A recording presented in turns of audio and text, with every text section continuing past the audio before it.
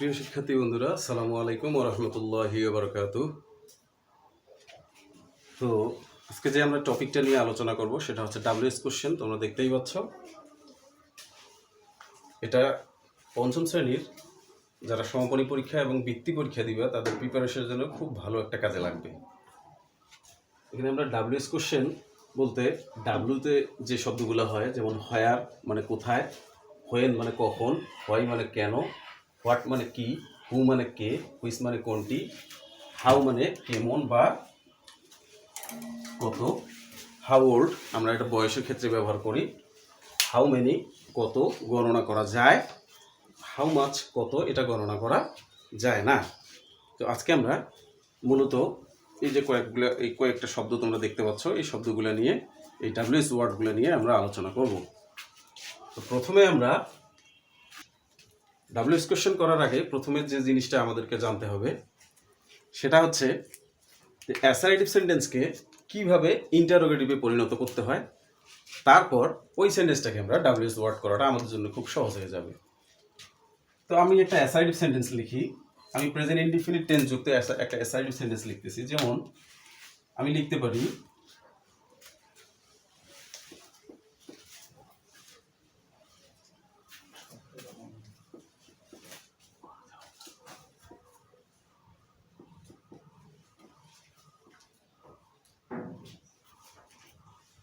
He lives in Dhaka, সে ঢাকায় বাস করে।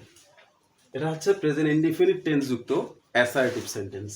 এখানে সাবজেক্টটা থার্ড পারসন সিঙ্গুলার নাম্বার হওয়ার কারণে ভার্বের শেষে একটা এস বা ইএস ব্যবহার করা হয়েছে। তো হি লিভস ইন ঢাকা এটা হচ্ছে একটা অ্যাসারেটিভ সেন্টেন্স। এই সেন্টেন্সটাকে আগে ইন্টারোগেটিভে কিভাবে করা যায় সেটা আমাদেরকে জানতে হবে। তো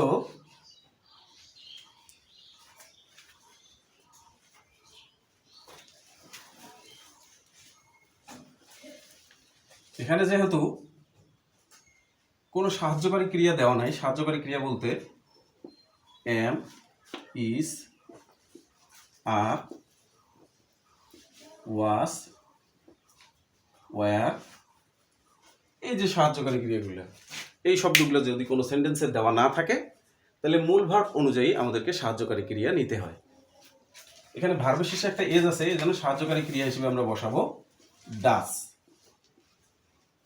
আমাদেরকে একটা জিনিস মাথায় রাখতে হবে, যদি কোনো সেন্টেন্সে সাহায্যকারী ক্রিয়া দেওয়া না থাকে তাহলে মূল ভার্ব অনুযায়ী ওই সেন্টেন্সটাকে ইন্টারোগেটিভ করার সময় মূল ভার্ব অনুযায়ী আমাদেরকে সাহায্যকারী ক্রিয়া নিতে হবে। তো অ্যাসারেটিভ থেকে ইন্টারোগেটিভ করার একটা স্ট্রাকচার আছে, একটা গঠন আছে, এই গঠনটা আমাদেরকে জানতে হবে। গঠনটা কি?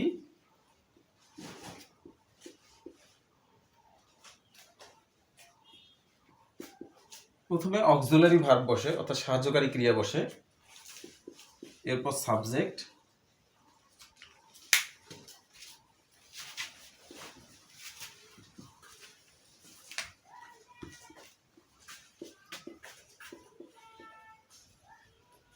এরপর মূল ভার্ব, এরপর অবজেক্ট, শেষে একটা প্রশ্নবোধক চিহ্ন।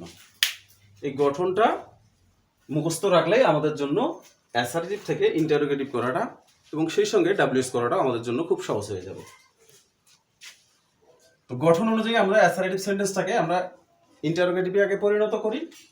হি লিভস ইন ঢাকা, সে ঢাকায় বাস করে। যেহেতু সেন্টেন্সটাতে কোনো সাহায্যকারী ক্রিয়া দেওয়া নাই সেহেতু মূল ভার্ব অনুযায়ী আমাদেরকে সাহায্যকারী ক্রিয়া নিতে হবে। মূল ভার্বের শেষে যেহেতু এজ আছে সেহেতু সাহায্যকারী ক্রিয়া হিসেবে ডাস বসবে। আমরা একটা জিনিস মাথায় রাখি, সেটা হচ্ছে ভার্বের শেষে যদি কখনো এস বা ইএস থাকে, অর্থাৎ সাবজেক্টটা যদি কখনো থার্ড পারসন সিঙ্গুলার নাম্বার হয় এবং ভার্বের শেষে যদি কখনো এস বা ইএস থাকে তাহলে সাহায্যকারী ক্রিয়া হিসেবে ডাস বসে। মূল ভার্বটা যদি পাস্ট ফর্মে থাকে, অর্থাৎ পাস্ট ইনডিফিনিট টেন্স যুক্ত অ্যাসারেটিভ সেন্টেন্স হয়, সেই ক্ষেত্রে সাহায্যকারী ক্রিয়া হিসেবে ডিড বসে। আর সাবজেক্ট যদি কখনো ফার্স্ট পারসন অথবা সেকেন্ড পারসন হয়, অর্থাৎ আই অথবা ইউ হয়, তাহলে মূল ভার্বটা একদম বেস ফর্মে বসে, সেই ক্ষেত্রে সাহায্যকারী ক্রিয়া হিসেবে আমরা ডু ব্যবহার করব। তো হি লিভস ইন ঢাকা, এখানে ঢাকায় বাস করে। এখানে ভার্বের শেষে যেহেতু এস বা ইএস আছে সেহেতু সাহায্যকারী ক্রিয়া হিসেবে আমরা ডাস ব্যবহার করব। এরপর গঠন অনুযায়ী আমরা সাবজেক্ট বসাবো ডাস হি। এরপর মূল ভার্ব যেহেতু এসটা এখানে চলে আসছে ডাজ হি, এবং মূল ভাবের একদম বেস ফর্ম বসাইতে হবে লিভ ইন ঢাকা। শেষে একটা প্রশ্নবোধক চিহ্ন, does he live in Dhaka, সে কি ঢাকায় বাস করে। তো এই সেন্টেন্সটাকে আমরা এখন ডাব্লিউএস কোশ্চেনে পরিণত করব। যখন ডাব্লিউএস কোশ্চেনে পরিণত করব তখন দেখা যাবে যে স্থানের নিচে আন্ডারলাইন করে দেওয়া থাকবে। তো আমাদের প্রথম যে শব্দটা ছিল সেটা হচ্ছে হয়ার। আমরা হয়ার দ্বারা কিভাবে প্রশ্ন তৈরি করতে পারি বা কোথায় আমরা হয়ার দ্বারা প্রশ্ন করব। যদি কোনো সেন্টেন্সে স্থানের নাম উল্লেখ থাকে সেক্ষেত্রে আমরা হয়ার দ্বারা প্রশ্ন করব। আমরা এক্সাম্পলের সাথে সাথে আমরা এক্সাম্পল দিব এবং সেই সাথে সাথে আমরা রুলগুলোও মুখস্থ করে ফেলব। রুলটা কি? 1 নম্বর রুল আমরা এভাবে লিখতে পারি যে যদি কোনো সেন্টেন্সে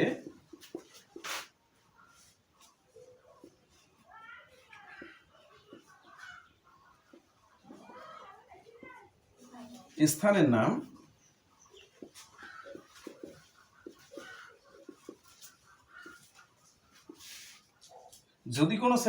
স্থানের নাম উল্লেখ থাকে সেক্ষেত্রে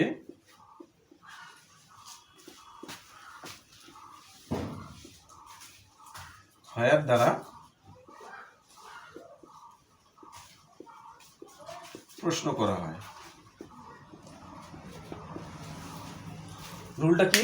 যদি কোনো সেন্টেন্সে স্থানের নাম উল্লেখ থাকে সেক্ষেত্রে হয়ার দ্বারা প্রশ্ন করা হয়। এখানে সেন্টেন্সটাতে যেহেতু স্থানের নাম উল্লেখ আছে সেজন্য আমরা হয়ার দ্বারা প্রশ্ন করব। প্রথমে অ্যাসার্টিভ সেন্টেন্সটাকে ইন্টারোগেটিভে করা শিখতে হবে, এরপর সেন্টেন্সটাকে ডাব্লিউএস কোশ্চেনে পরিণত করা শিখতে হবে। তো আমরা শিখে ফেললাম অ্যাসার্টিভ সেন্টেন্সটাকে কিভাবে ইন্টারোগেটিভে পরিণত করা যায়। অ্যাসার্টিভ সেন্টেন্সটাকে যদি প্রেজেন্ট ইনডিফিনিট টেন্স যুক্ত অ্যাসার্টিভ সেন্টেন্স হয় এবং ভার্বের শেষে যদি কখনো এস বা ইএস থাকে, অর্থাৎ সাবজেক্ট যদি থার্ড পারসন সিঙ্গুলার নাম্বার হয়, সেক্ষেত্রে ভার্বের শেষে এস বা ইএস থাকে, এটা আমরা সকলে জানি। সেই ক্ষেত্রে আমরা সাহায্যকারী ক্রিয়া হিসেবে ডাজ বসাবো। কিভাবে? নিচের গঠনটা আমাদেরকে মুখস্থ রাখতে হবে। এই গঠনটা যদি আমাদের জানা থাকে তাহলে ইন্টারোগেটিভে পরিণত করা আমাদের জন্য খুব সহজ হবে। তো সাহায্যকারী, যেহেতু এই সেন্টেন্সে কোনো সাহায্যকারী ক্রিয়া দেওয়া নাই সেহেতু মূল ভার্ব অনুযায়ী আমরা সাহায্যকারী ক্রিয়া নিছি ডাস, এরপর সাবজেক্ট বসে এই যে সাবজেক্ট হি, এরপর মূল ভার্ব এখানে ছিল লিভস, এখানে হয়ে আসছে লিভ কারণ এখানকার এসটা ডাসে চলে গেছে। এরপর in Dhaka, does he live in Dhaka, সে কি ঢাকায় বাস করে। এরপর এই সেন্টেন্সটাকে যখন আমরা ডাব্লিউএস কোশ্চেনে পরিণত করব, যেহেতু সেন্টেন্সটাতে স্থানের নাম উল্লেখ আছে সেজন্য আমরা হয়ার দ্বারা প্রশ্ন করব, WHERE হয়ার। তো হয়ার, এরপর ইন ঢাকার পরিবর্তে আমরা যেহেতু হয়ার বসাবো, ইন ঢাকার পরিবর্তে যদি কোনো সেন্টেন্সে স্থানের নাম উল্লেখ থাকে সেক্ষেত্রে হয়ার দ্বারা প্রশ্ন করব এবং উক্ত স্থানের নাম, এখানে একটা জিনিস ইনক্লুড করে নেই, উক্ত স্থানের নাম উঠে যাবে। যদি কোনো সেন্টেন্সে স্থানের নাম উল্লেখ থাকে সেক্ষেত্রে হয়ার দ্বারা প্রশ্ন করা হয় এবং উক্ত স্থানের নাম উঠে যায়। তো he lives in Dhaka, does he live in Dhaka, সে কি ঢাকায় বাস করে। আচ্ছা, এই সেন্টেন্সটাকে যখন আমরা স্থানের নামটা যখন উঠাই ফেলবো তখন ঢাকার পরিবর্তে আমরা হয়ার বসাইছি, এরপর এই যে গঠন অনুযায়ী বাকিগুলো বসাই দেই। হয়ার ডাজ হি লিভ, শেষে একটা প্রশ্নবোধক চিহ্ন, সে কোথায় বাস করে। সহজ না? খুব সুন্দর একটা সুন্দর একটা রুল, এবং খুব সহজেই আমরা অ্যাসার্টিভ সেন্টেন্স থেকে কিভাবে ইন্টারোগেটিভ করা যায় সেই জিনিসটা আমাদের জানা হলো। সেই সাথে সাথে কিভাবে ডাব্লিউএস ওয়ার্ড দিয়ে প্রশ্ন করা হয় সেই জিনিসটাও আমাদের খুব সুন্দরভাবে জানা হলো। তো এই ছিল হয়ার দ্বারা প্রশ্ন করার একটা রুল। এখন আমরা গঠনটা আমাদের সবসময়ের জন্য মনে রাখতে হবে।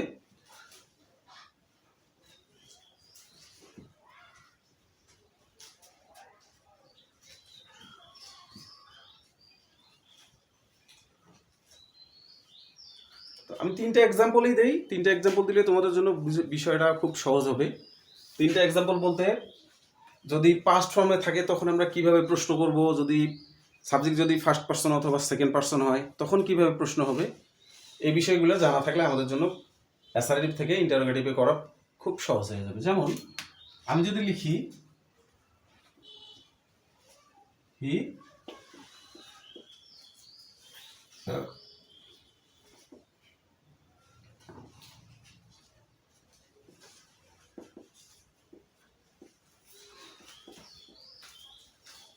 হি লিভড ইন ঢাকা, সে ঢাকায় বাস করত। হি লিভড ইন ঢাকা, সে ঢাকায় বাস করত। এটা পাস্ট ইনডিফিনিট টেন্স যুক্ত অ্যাসার্টিভ সেন্টেন্স।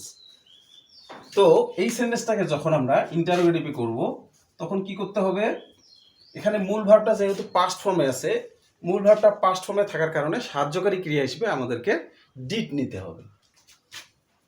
ডিড, এরপর গঠন অনুযায়ী সাবজেক্ট, তোমার হচ্ছে অক্সিলারি ভার্ব এটা, এরপর হচ্ছে সাবজেক্ট ডিড হি, এরপর মূল ভার্ব লিভ। মূল ভার্বটা এখানে লিভ হলো কেন, কারণ একই সেন্টেন্সে সাহায্যকারী ক্রিয়া এবং মূল ভার্ব দুইটাই কখনো পাস্ট ফর্মে বসে না। তো এই মূল ভার্ব অনুযায়ী যেহেতু আমরা সাহায্যকারী ক্রিয়া হিসেবে ডিড বসাইছি, সেহেতু মূল ভার্বটাকে এখানে আমাদেরকে প্রেজেন্ট ফর্মে বসাইতে হবে। তো did he live in Dhaka, সে কি ঢাকায় বাস করে। যেহেতু স্থানের নাম উল্লেখ আছে, এটাকে যখন আমরা হয়ার দিয়ে প্রশ্ন করতে যাব,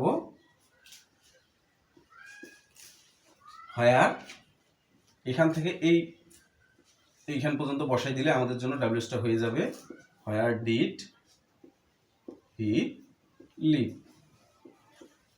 শেষ একটা প্রশ্নবোধক চিহ্ন। কারণ ইন ঢাকার পরিবর্তে আমরা কি রুলে কি ছিল, যে যদি কোনো সেন্টেন্সে স্থানের নাম উল্লেখ থাকে সেক্ষেত্রে আমরা হয়ার দ্বারা প্রশ্ন করি, এবং হয়ার দ্বারা প্রশ্ন করার কারণে উক্ত স্থানের নামটা উঠে যায়। তো হি লিভড ইন ঢাকা, সে ঢাকায় বাস করত। Did he live in Dhaka, সে কি ঢাকায় বাস করত। আর তোমার হচ্ছে যখন আমরা ডাব্লিউএস ওয়ার্ড বসাবো তখন উক্ত স্থানের নামটা উঠে যাবে হোয়ার ডিড হি লিভ, সে কোথায় বাস করত। স্থানের নাম উল্লেখ থাকার কারণে আমরা হয়ার দ্বারা প্রশ্ন করছি, তখন প্রশ্নটা এরকম হবে হোয়ার ডিড হি লিভ, সে কোথায় বাস করত। সুন্দর না? আরেকটা এক্সাম্পল দেই।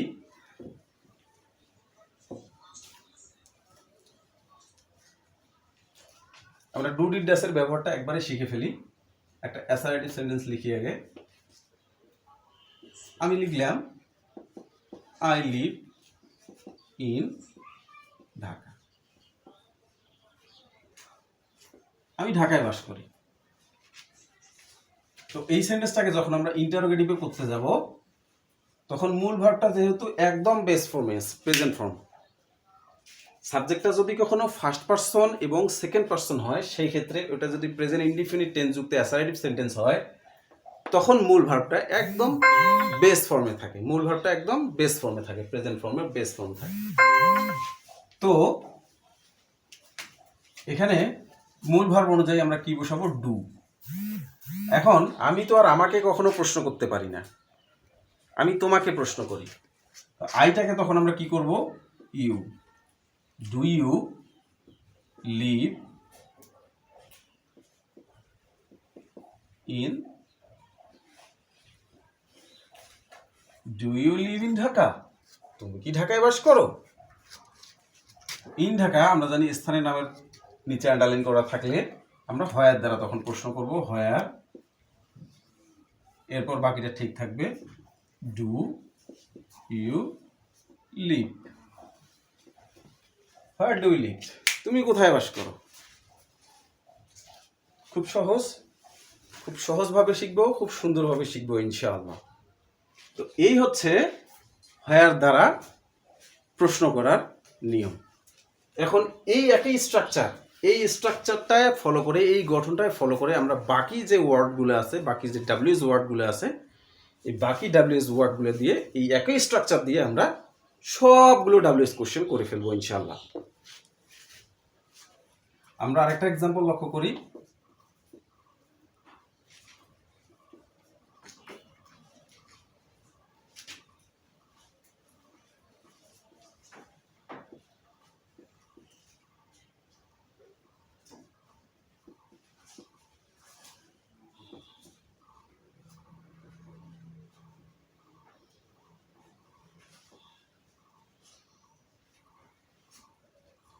My father is a teacher, আমার বাবা একজন শিক্ষক। আমার বাবা একজন শিক্ষক। My father is a teacher, আমার বাবা একজন শিক্ষক। এই সেন্টেন্সটাকে আগে ইন্টারোগেটিভ করব, তারপর ডাব্লিউএস কোশ্চেনে পরিণত করব। আগে ইন্টারোগেটিভটা করি।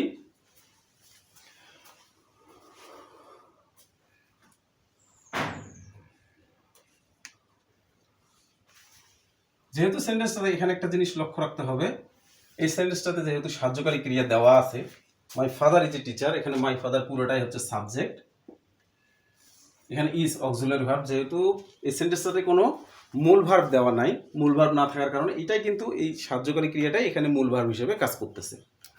তো my father is a teacher, আমার বাবা একজন শিক্ষক, এই সেন্টেন্সটায় এখানে যেহেতু ইজ দেওয়া আছে, এই ইজটাকে আমাদেরকে সামনে নিয়ে আসতে হবে। ইজ, এরপর গঠন অনুযায়ী সাবজেক্ট হচ্ছে your father,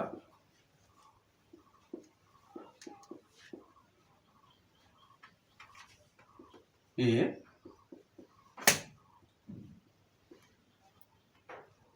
is your father a teacher, তোমার বাবা কি একজন শিক্ষক? তোমার বাবা কি একজন শিক্ষক? Is your father a teacher, তোমার বাবা কি একজন শিক্ষক? এখন আমরা একটু ডাব্লিউএস ওয়ার্ডটা লিখি, সেটা হচ্ছে হোয়াট। এটা আমরা কি এই জায়গাটার মধ্যে আমরা কি ডাব্লিউএস ওয়ার্ড বসাবো সেই জিনিসটা আমরা একটু লিখি। হোয়াট, হোয়াট মানে হচ্ছে কি।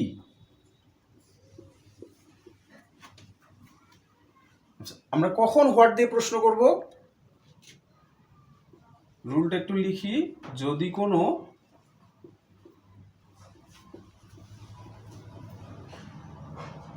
যদি কোনো সেন্টেন্সে অবজেক্ট বস্তুবাচক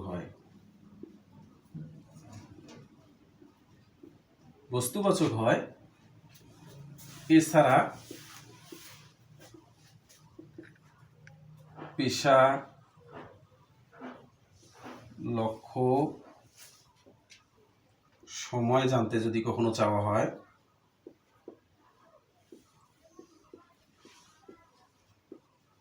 ইত্যাদি জানতে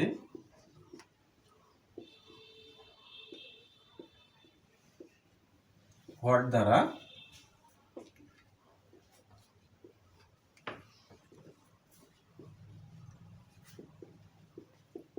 প্রশ্ন করা হয়। যদি কোনো সেন্টেন্সে অবজেক্ট বস্তুবাচক হয়, এছাড়া পেশা, লক্ষ্য, সময় ইত্যাদি জানতে হোয়াট দ্বারা প্রশ্ন করা হয়। এবং যখন আমরা হোয়াট দিয়ে প্রশ্ন করব, তখন উক্ত পেশা, লক্ষ্য, সময় এবং বস্তু যা আছে সেটা উঠে যাবে। আমি আর ওটা লিখলাম না। তো যেহেতু এখানে টিচারটা হচ্ছে একটা পেশা, তোমার বাবা কি করে? আমার বাবা একজন শিক্ষকতা করেন, আমার বাবা একজন শিক্ষক। তো শিক্ষকতা করা হচ্ছে একটা পেশা। তো এখানে বলছে যে যদি কোনো সেন্টেন্সে অবজেক্ট বস্তু হয়, এছাড়া পেশা, লক্ষ্য, অর্থাৎ এখানে দেখো আমার বাবার পেশা সম্পর্কে জানতে চাওয়া হয়েছে, সেজন্য আমরা কি দ্বারা প্রশ্ন করব? হোয়াট দ্বারা প্রশ্ন করব। তাহলে হোয়াট অক্সিলারি ভার্ব ইজ, এরপর হচ্ছে সাবজেক্ট ইয়োর ফাদার,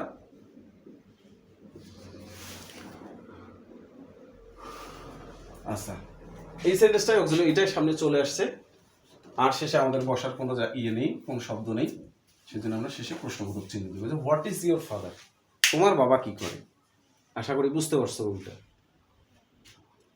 তো আরো কয়েকটা এক্সাম্পল দিলে মনে হয় ভালো হইতো। আমরা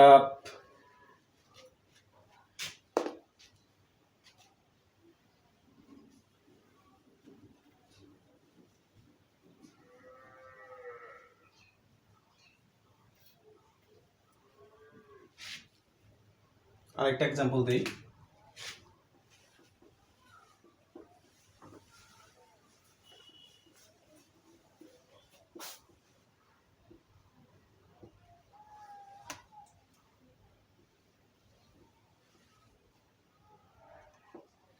I loved mango. আমি আম ভালোবাসতাম, এখন আর ভালোবাসি না। I loved mango, আমি আম ভালোবাসতাম। তো এটা হচ্ছে পাস্ট ইনডিফিনিট টেন্স যুক্ত অ্যাসার্টিভ সেন্টেন্স। এটাকে আমরা কিভাবে ইন্টারোগেটিভে পরিণত করব সেটা দেখে নেওয়া যাক আগে। যেহেতু মূল ভাবটা পাস্ট ফর্মে আছে সেহেতু সাহায্যকারী ক্রিয়া হিসেবে আমরা ডিড বসাবো, এই গঠন অনুযায়ী ডিড বসাবো, এরপর সাবজেক্ট ডিড ইউ, আই থাকলে আমরা জানি আই যদি থাকে অ্যাসার্টিভ সেন্টেন্সে সেটা ইন্টারোগেটিভ করার সময় ইউ হয়ে যায়, did you.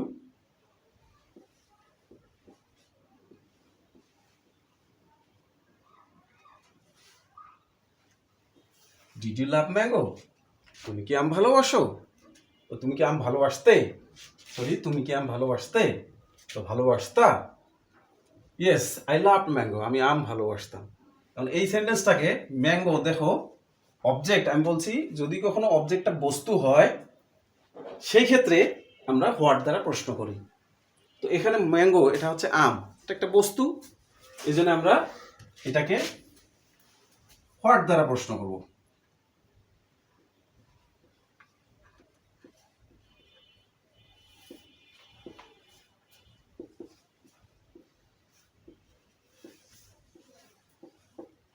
What did you love? তুমি কি ভালোবাসতে? What did you love? তুমি কি ভালোবাসতে? আই লাভ ম্যাঙ্গো, আমি আম ভালোবাসতাম। তো ধন্যবাদ সবাইকে, আজকে এই পর্যন্তই। আমাদের চ্যানেলের নিত্য নতুন ভিডিও পেতে চ্যানেলটিকে সাবস্ক্রাইব করে এবং লাইক কমেন্ট শেয়ার করবেন, আর বেশি বেশি করে কমেন্ট করবেন আপনাদের কি কি সমস্যা আছে।